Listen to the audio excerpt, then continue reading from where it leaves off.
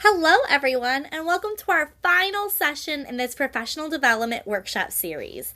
Over the last several sessions, we explored practical ways to strengthen our Envisions mathematics instructions as well as CKLA through technology integration. Together, we learned how to use Pear Deck to increase interaction and embed formative checks for understanding.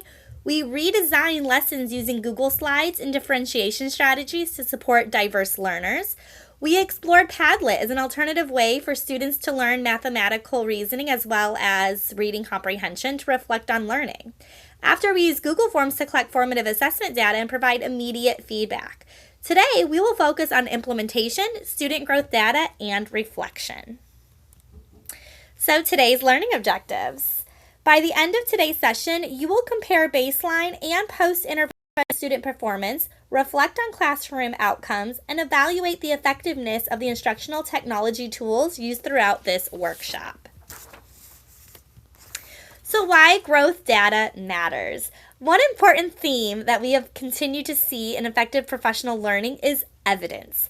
Technology integration should not happen simply because technology is available. Instead, we want to understand whether instructional changes are helping students to learn. That is why we collect baseline data at the beginning of this workshop. At the beginning of this professional development series, you selected a previously taught either Envisions mathematical lesson or a CKLA lesson and collected baseline student performance data.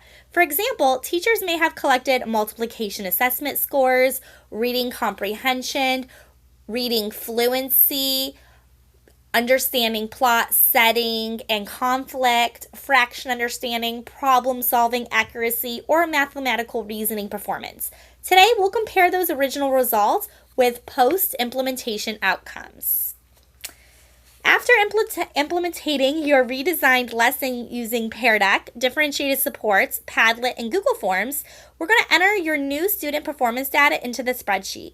You'll notice we are comparing the same instructional objective before and after technology integration. So let's interpret the data. Suppose students improved from 68% to 82% on multiplication reasoning. That suggests that students may have benefited from the increased interaction, scaffold supports, and opportunities to explore their mathematical thinking. Likewise, stronger fraction performance might suggest that visual supports and formative checks improve the understanding. So we can see our baseline for multiplication, our baseline average was 68%, and our baseline average for fractions was at 72% for both teacher A and teacher B. But using the post-intervention data, we now see that teacher A went from a 68% to an 82% for multiplication. So we can see going from 68 to 82 for multiplication reasoning, and with fraction understanding, 72 to an 85%. So let's look beyond those test scores. At the same time, we should remember that meaningful learning is not measured only through percentages. Think about what changed in your classroom. Did students participate more?